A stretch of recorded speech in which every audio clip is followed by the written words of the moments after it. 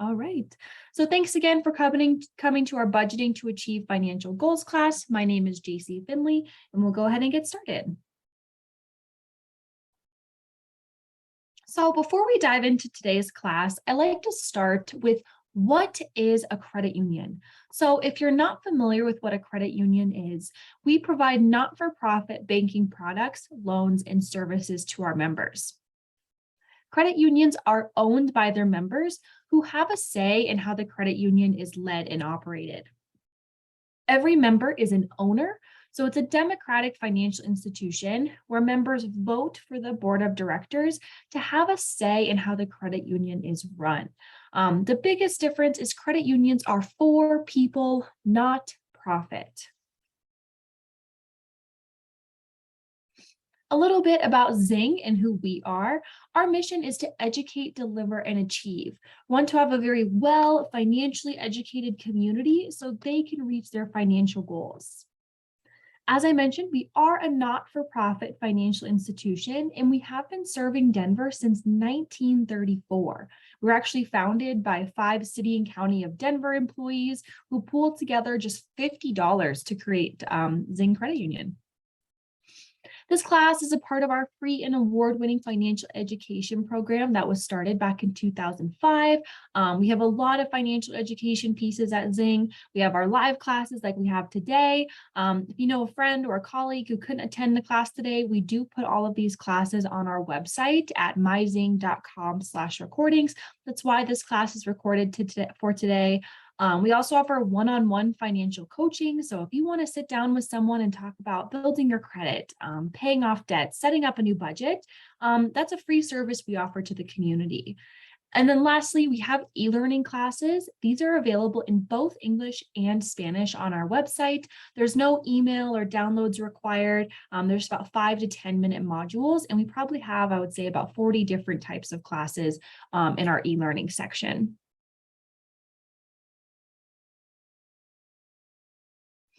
Now, moving on to financial goal setting. Why do we set financial goals? I'm sure you have your own reasons that you're thinking about, but here's a few that we have listed for today's class.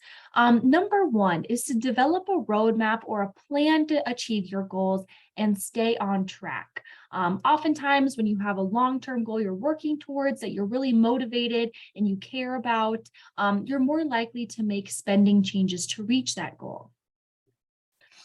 Like I said, goal setting will help you with everyday financial decisions after you set smart financial goals to empower you to move closer to the future you want for yourself. So not going out to eat as much maybe, or stopping those impulse purchases. Having financial goals gives you a long-term vision and keeps you motivated in the short term. One thing to note is your goals should tie into your values and priorities, not other people's. So I always tell people, first place to start with financial goal setting. If you don't know where to go, make a list of your values and priorities and things you care about, and then try and tie a financial goal to it. Oftentimes I'll get the question, should I have long or short-term goals? And the answer is you're going to want a combination of the two.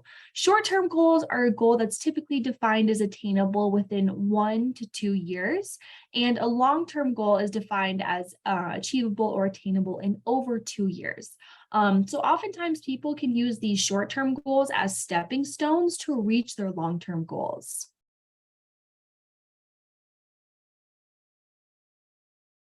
So a quick poll question, if you wouldn't mind responding in the chat box if you are able to, why do you want to set financial goals, or what brought you to today's class? I'll wait a sec to see if we get any responses.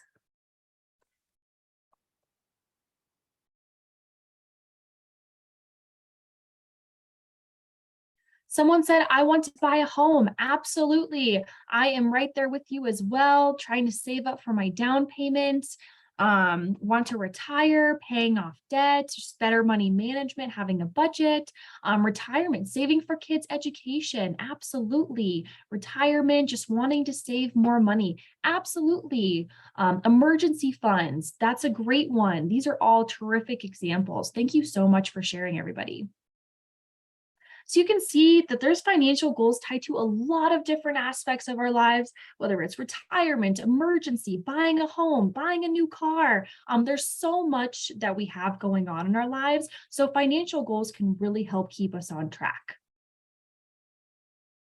So this is the acronym we're going to walk through today.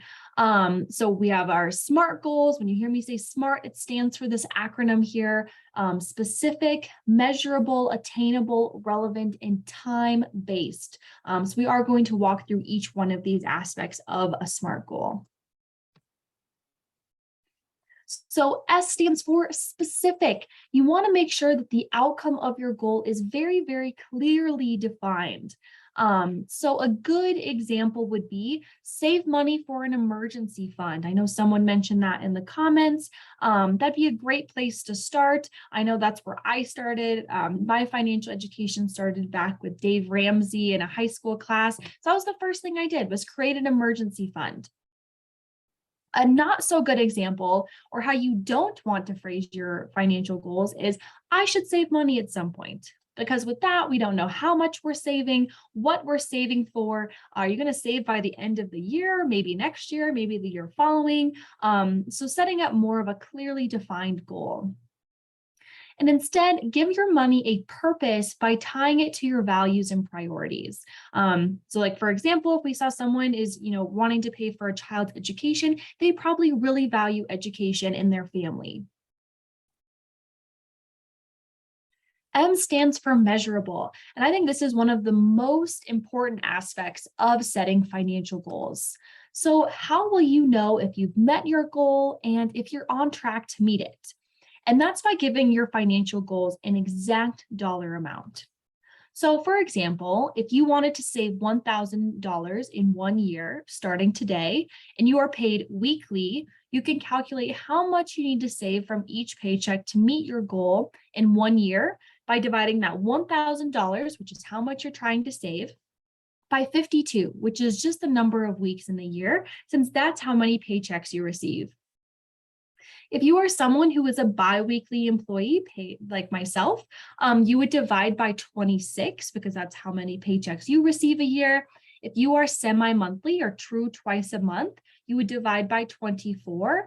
And if you are a monthly employee, you would divide by 12 to be able to figure out how much to save per paycheck to reach this goal within a 1 year's time. In this example we're using, you would need to save about $19.23 out of each paycheck to meet this goal. And you can track your progress over the course of the next year by calculating what percentage of $1,000 you've saved. So this was really helpful for me, just finding out, what am I trying to save up to? What's that total dollar amount I want to save? And then breaking it down to smaller amounts to save per paycheck to make it much more reasonable. A stands for attainable. So while it's good to challenge yourself and think big, you want to make sure that your goals are realistic and take into account your bigger financial picture. So in this example, you'll need to determine if you can realistically be saving $20 from each paycheck while meeting the rest of your financial obligations. Cutting your spending can be a great way to free up extra cash, but some of your bills and expenses are likely non-negotiable needs. Keep in mind that you can always update or revise the dollar amount and other elements of your SMART goals if you need to, so that they're more realistic and achievable. You also want to consider what trade-offs you might need to make. If your goal is to save $1,000 for that emergency fund and you have some unexpected expenses come up, like a car accident, you may need to stop or temporarily decrease the amount of money you're setting aside for this emergency fund so you can look out for your overall financial well-being by paying all of your bills on time, for example.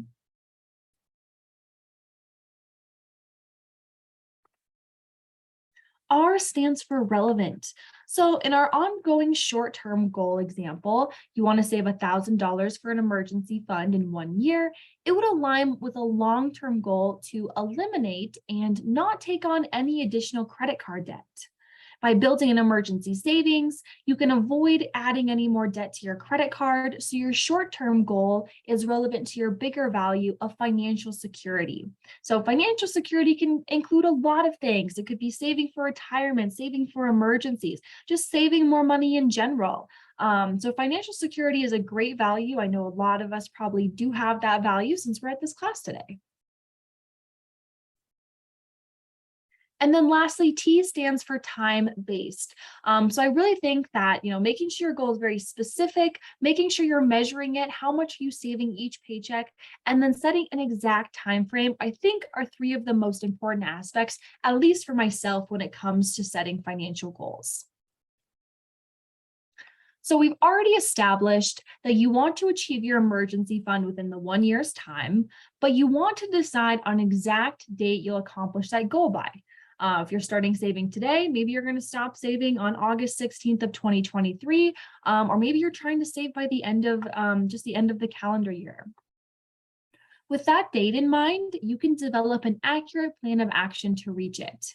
In this example, it allows you to know how much money to set aside for your emergency fund out of every month or out of each paycheck. So in this example, the $1,000 divided by 52, if you're paid weekly, would get you $19.23.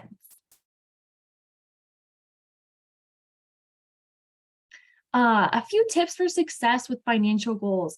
Goals do not have to be really complicated. For the goals you're setting for yourself, it could be something as simple as, I'm going to open up a savings account, and then you can build on your goals from there.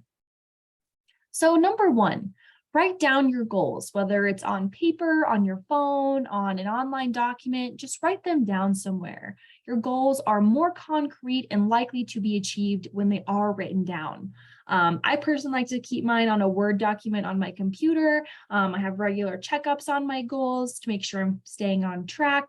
I've tried putting them in the notes in my cell phone before, and I found that when they go in my notes, it's like an endless abyss in there, and I never look at them again. So I recommend writing them down on somewhere where you are going to check up on them regularly.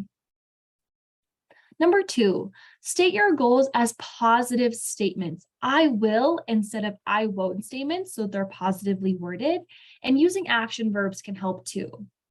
Also, make sure these are very concrete. Use I will instead of I would like to statements, so you know you're going to be on track to achieve them. Number three, measure your progress at predetermined intervals. I think this is really, really important with financial goals. I was someone who used to set goals, at the beginning of each year, and then it's 6 months goes by, and I haven't taken action on any of those goals. So that's why it's important to check in on these goals, see how you're doing. This looks different for everybody. It could be you're checking in monthly, once every 6 months, or annually, depending on your goal and how long you're going to be working towards it.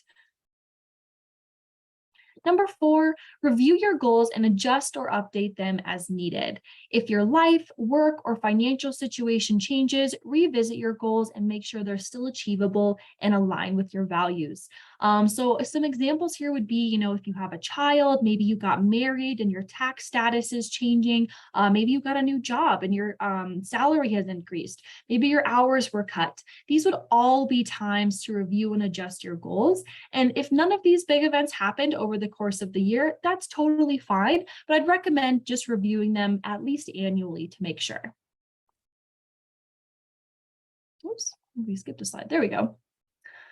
Few more tips for success. Number five, tap into your motivation by using visualization. Use your imagination here. So why did you set this goal for yourself in the first place? I'll share something kind of personal to me. My thing that I've been trying to do for the last kind of year and a half has been to buy a home. But the market's just been really, really crazy. If anyone else is in my same boat, I'm sure you can relate a little bit. So another thing you can do is visualize how your life will be different and how you will feel by achieving these goals.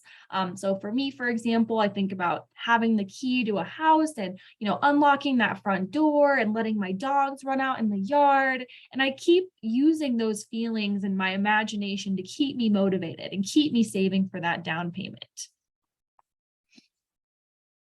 Number six, Everyone has setbacks. It's how you deal with them that matters the most. If you get off track, adjust accordingly, but don't give up or allow a temporary setback to deter you from reaching your goals. You may need to adjust them. Emergencies happen, life happens, but continue and set and work towards your goals. Like a GPS, if you take the wrong turn, just try and get back on your path as soon as possible. Money personalities.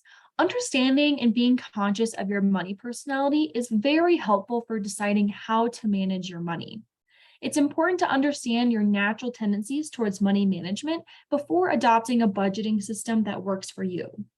We're all different, and the better you understand your money personality and your natural money management tendencies, the better prepared you are to tackle your financial goals with that knowledge. Here we have the link to the personality quiz. You can take this link on your own time. We will go through all of the money personalities on the next slide. So that way you can kind of get an idea of, what are these money personalities? And as we go through them, you might be able to be like, oh, hey, that one's me for sure. The truth is, no one will ever care about your money more than you do. So when you have goals that are meaningful to you, you're motivated and likely to achieve them and make those spending trade-offs. But do know that changing your spending habits is not an easy task. I know from personal experience. So keep these in mind when you are adopting a budgeting strategy, when you are out shopping. Just think about this natural money personality. Here we go. So we do have 5 of them that we will talk about and that are included in the money personality quiz. So the first one is a hoarder. My nickname for a hoarder is the penny pincher. They're someone who just likes to save and hoard up all of their money. So they're someone who probably enjoys having a budget. They enjoy saving money and prioritizing their financial goals. But a hoarder probably has time spending money on themselves or others. They probably don't like to go shopping and buy new clothes. They probably don't take a lot of vacations because that just seems frivolous and unnecessary to them. Next, we have the avoider. This one's kind of self-explanatory. The avoider avoids making a budget or keeping financial records, and they probably find it difficult to, balance a checkbook or maybe manage a budget and pay off their bills. They're just someone who, if they sense any money trouble, they're going to avoid it. They don't like to look at their, credit card or debit card statements. They probably don't like to file their taxes and so on. So just likes to avoid finances altogether. Next, we have our spender, another one that's kind of self-explanatory, but a spender enjoys spending their money. This person likes to buy goods and services for immediate pleasure. They may like to go out to eat. Those impulse buys, the checkout line, those might be things someone's grabbing on the regular. They probably have a hard time saving money and prioritizing their financial goals. Oftentimes they like to buy gifts for others, very, caring with their money, but instead they have a hard time prioritizing their goals. They more so just spend their money for those immediate pleasures. Next is a money monk. So a money monk is someone who probably doesn't have a lot of trust in banks and credit unions. They believe that money is dirty, it's bad, and if you have too much of it, it will corrupt you and make you a bad person. So money monk is someone who really doesn't like to have a lot of money at their disposal. And then lastly, there's an amasser. So I think sometimes it's easy to get amasser and hoarder confused. So I'll spend just a tiny bit more time on this one. An amasser is someone who's happiest when they have very large amounts of money at their spend, save, or invest. And they hope to make as much money as possible as quickly as possible. So an amasser might be someone who gets caught up in one of those get rich quick schemes. Basically, they want to have lots and lots of money, not only for saving, but for spending and investing as well. Hoarders a little bit different, where they're just kind of that penny pincher and they're just saving their own money. So I hope that this was helpful to kind of walk through each one of these, see what the money personalities are, and hopefully you kind of felt like, hey, this one might be me, or most people are kind of a combination of the two.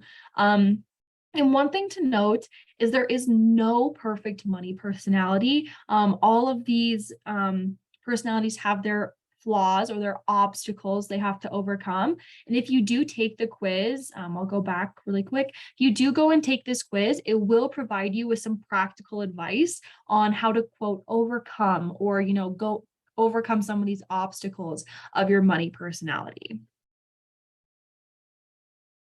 All right, so now we're going to kind of shift gears a little bit, and we talked about our financial goal setting, our money personality, and now we're going to talk about spending plans, aka budgeting. So why do we make a budget? What's the purpose? So number one, so you can spend your money and save your money in a way that makes sense for you and your well-being. It gives your money a purpose, so you don't neglect your overall financial goals or wonder where your money is going. I know before I had a budget, it felt like my money would just disappear out of thin air. But now that I have a budget, I can allocate my spending. And it's not always about how much money you have, but how you manage your money. And I don't have the exact statistics in my notes here. I must have left it on a previous slide. But there's the statistic about NFL players and NBA players. And I like to share this because it really drives this last bullet point home of saying, it's not about how much money you have, but how you manage your money. And so don't quote me on this statistic because I might be just slightly off, but basically it was something about NFL players after about 3 years or 5 years of being retired from the game. They, I think about 60 to 70% of NFL players were either facing bankruptcy or serious money troubles after just 5 years of retiring from the NFL. I like to share that because these are people who are making hundreds of thousands, if not millions of dollars each year. And when they leave the NFL, all of a sudden they're broke 5 years later. It's like, how does that even happen? And it's because they don't have these money management tendencies and they go on, living like they're earning $1 million each year when they aren't. So that's why it's really important to develop these money management strategies. So when you do continue to make more money, you are ready to, save, invest, spend in a way that works for you and your financial goals. So we have our last poll question of the class today, but what is the first thing that comes to your mind when you hear the word budget? And you can just respond in the chat box if you're able to. It could be good, it could be bad, it could be ugly.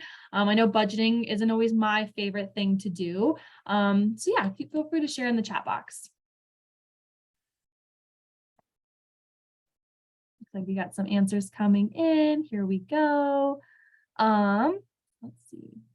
Yuck. I agree. I think that sometimes too. Restriction, absolutely. Feeling constrained. I feel like constrained is a word I often think of. Tracking, I need one. A lifestyle, money tracking, hard. A great way to know where your money is going. Absolutely. These are all fantastic answers.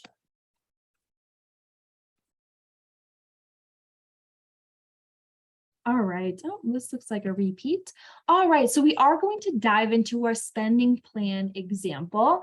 So basically, we do have this template and I can send it to anyone who would like it after the class. And this may be included in the resource email as well. If it's not, feel free to just respond or send me an email and I can include these templates in an email for you. So this one is going to be set up as a weekly income, just like our emergency fund example. So we always start with our income here. So this one is set up for weekly. If you do have any other income, perhaps you have a side gig, maybe it's child support, you want to make sure that you include all of your income here. Everything's been accounted for.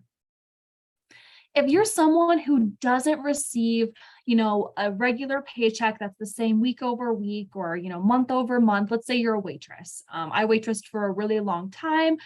I wasn't getting the same dollar amount every single week. So with that, what I would recommend you do is just take an average of your weekly or your monthly income and then use that moving forward. You could even shoot on the low end if you're worried about, maybe a lull at the restaurant or serving for a while, but just try and use an average of your regular weekly or monthly income.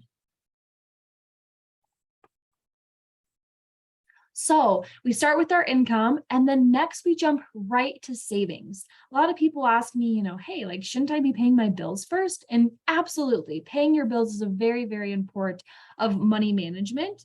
But we say that by putting savings first, you're paying yourself first.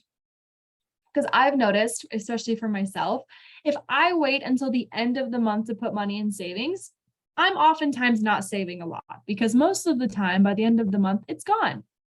So here we have a couple different goals for our savings. So we've got an emergency fund. It looks like they don't have a dollar amount. So I would recommend setting a dollar amount, whether it's $500 or $1,000 or more than that if you're comfortable. But this person is saving $30 from each paycheck for their emergency fund. And it looks like they have a trip to Michigan. I believe our vice president of marketing is from Michigan, so she can go and see her family. They're going to save $500 over the course of the year for that.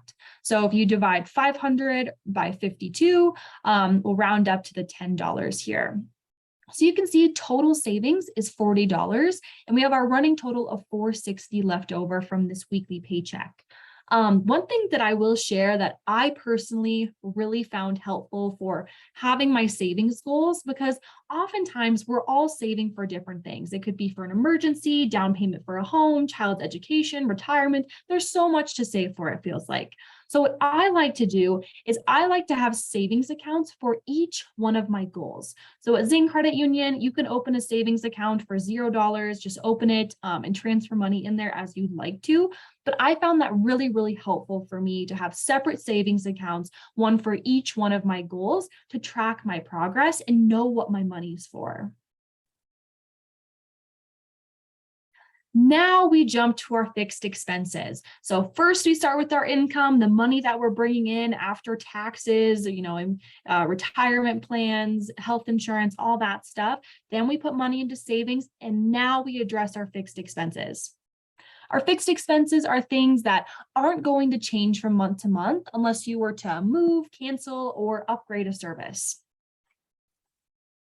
So as you can see here, we've got a long list. If I send you this template, you can kind of edit these and adjust them because not everyone has the same fixed expenses. But this helps to give you a breakdown of where your money is going. So if you really want to see where every dollar of your paycheck is going, you can take $650, which is your rent. You'll pay that once a month times 12, and then divide by 52, which is just number of paychecks in a year. So $150 of this paycheck is going to be going towards your rent or your mortgage. For me, I normally just kind of pay my rent at the beginning of the month. I know it's about the same price each time, and then just pay it off. And some people like to really strategize when they have their credit card due, when they have their car insurance due, when their car payments due. But sometimes that doesn't always line up with our paycheck. So it's good to have a plan in place and to have a cushion in your checking account as well.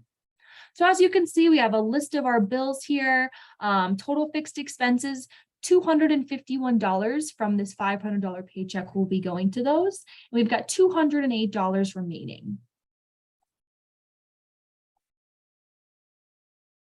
Next, we have our set aside money or our non-monthly expenses. I found this to be really, really helpful for myself. So set aside money is for things that aren't going to happen month to month, and they're pretty easy to forget about. So these are things that will definitely come up once or twice a year, maybe 3 times, but not monthly. And it's something a lot of us forget to think about, including myself. Like I remember when I started budgeting and I had my first oil change come up, I was like, oh my gosh, what am I going to do? I don't have money set aside for this. I'm going to have to rework everything. I'm not going to be able to save as much this month. I was so stressed. But by creating this set aside money or the set aside savings, it really helps me with these non-monthly expenses. I just got a question. Do you have something for someone who gets paid on a monthly basis? Yes, we do. So I actually have this template that's set up for a monthly paid employee as well.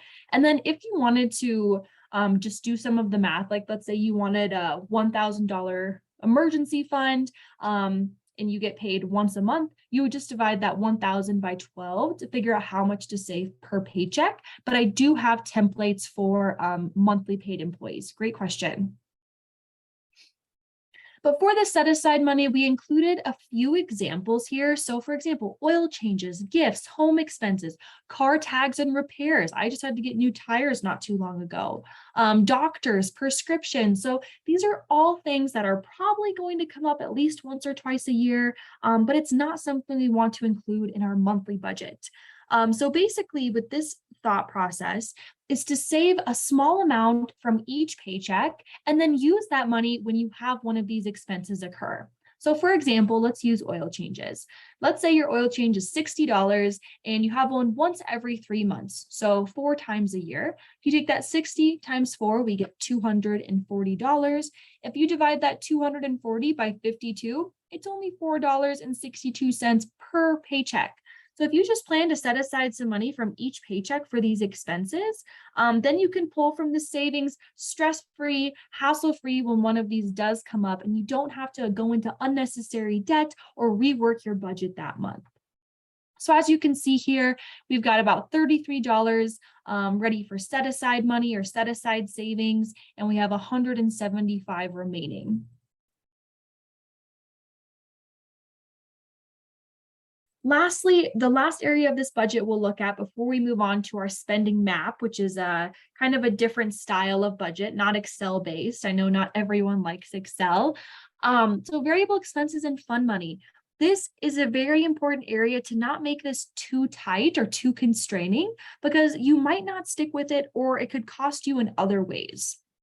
Variable spending is where we do oftentimes have the most transactions, like groceries, coffee, gas, personal care, going out for, I guess we got drinks on there, food with a friend. So it's very important to give yourself some wiggle room here. So if you're not sure where to start, I recommend, really focusing on one of these categories first. So maybe you're not sure what you should set for these. Really focus on your groceries, how much are you spending, and then set a realistic dollar amount for that. Some people like to use the quote cash envelope method for variable spending to make it so they don't overspend. Basically, what that means is they put it like $60 cash in their groceries envelope for the week.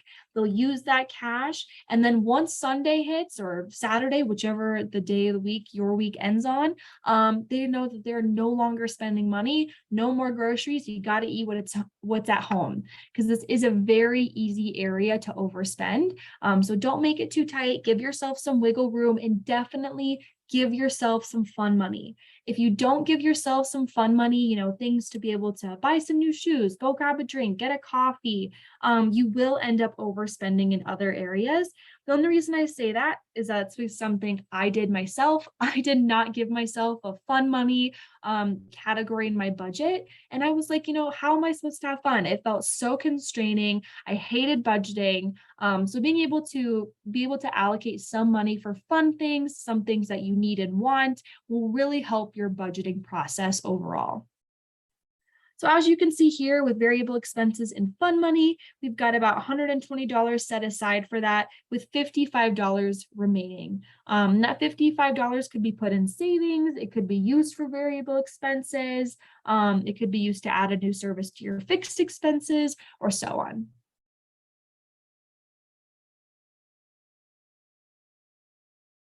Next, we have our bucket budgeting or spending maps. Like I said, I know not everyone is a big Excel fan. I remember my college roommate absolutely hated it. So I always like to include this other option as well. I apologize. This example does say biweekly. That is supposed to say weekly. It is the same exact budget as the one we just went through. Savings, $40, fixed expenses, $251, set aside money for $33, and variable expenses for $120. So here we go. We start with our savings goals, $40. So we're saving $30 for emergencies like we went through. Where would this money best be kept? I would say a savings account. I would say a savings because if you do have an emergency, you want this money to be easily accessible. You don't want to have to jump through a bunch of hoops to try and get it. If you're really trying to repair your car, you're really trying to pay for a vet bill. The description of this goal, $500 a year for their emergency fund. Great. I think starting an emergency fund with just $500 or $1,000 is a great place to start, because that's going to cover most emergencies for us. Other people say you should have 3 to 6 months of expenses if you were to lose your job.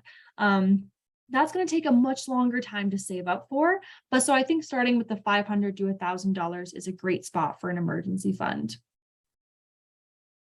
All right, we've got our $10 we're saving. That's for that trip to Michigan we are going to go to. And then where would this money best be kept?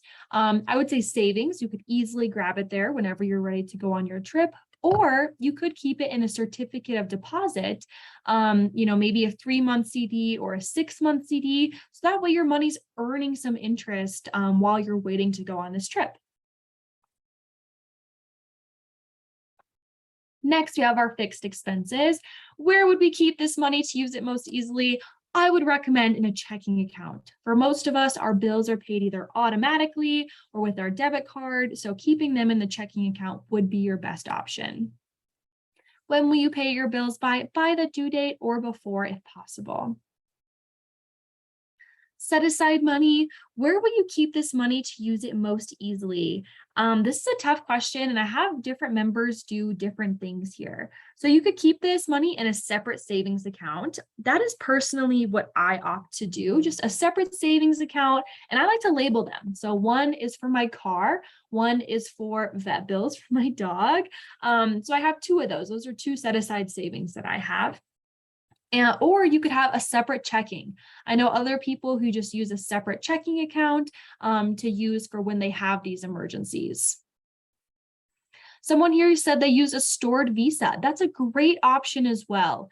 That way, it's just on the card, ready to use whenever you want to, and you can transfer that money back to your checking or savings if you were to ever need it. Great suggestion. Next, we have those variable expenses and fun money. Where would you keep this money to use it most easily? I would also recommend a checking account for this, just because oftentimes when we are doing, groceries, gas, drinks, and coffee, we're making several of those transactions every week. So it could be pretty tedious to have to transfer from savings to checking for each one of these purchases. And then how do you make sure you don't overspend in this category? You could use the cash envelope method that we talked about earlier. So, just pulling out cash for each one of your spending categories. And once the money is gone, it's gone. I also love the suggestion of using the stored Visa, or I think we renamed it to the Clear Card. So Clear Card, stored Visa, same thing, just a different name. Basically, it's like you can transfer money onto the card and use it just like a debit card, and it will decline if you're out of money. So let's say you want to go buy a coffee, you transferred your $60 for the week for all your coffees, and then it declines. You're out of money. You can't get any more coffees this week.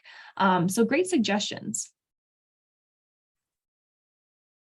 A few resources I wanted to share before we wrap up today's class. If you do have any other questions, you want a copy of these templates, but you can't access my email in the chat box for some reason, reach out to myzing.com/coaching. I do receive all of our requests, and I am one of our primary financial coaches at the credit union. And I would love to set up a time to meet with you to create a budget, work on paying down debt, build credit, you name it.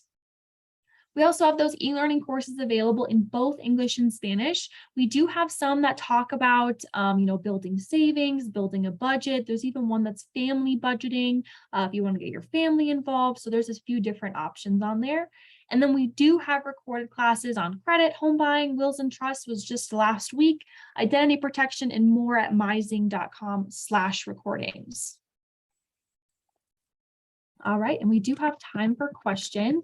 I am going to put my email in the chat box really quick for anyone who does want a copy of those of the template. So if you would like a copy of the template, please just shoot me an email and I'd be happy to send those to you. If you'd like, you can shoot me a private email over chat. Just make sure it's going directly to Zing Credit Union, or I think that's what our name is on here, Zing Credit Union, or JC Finley. If you see that one too, that's totally fine. But if you send me an email, I can certainly get those sent over to you. Or if you send me a private chat, I can get your email and send those to you as well. I am going to go ahead and stop the recording today.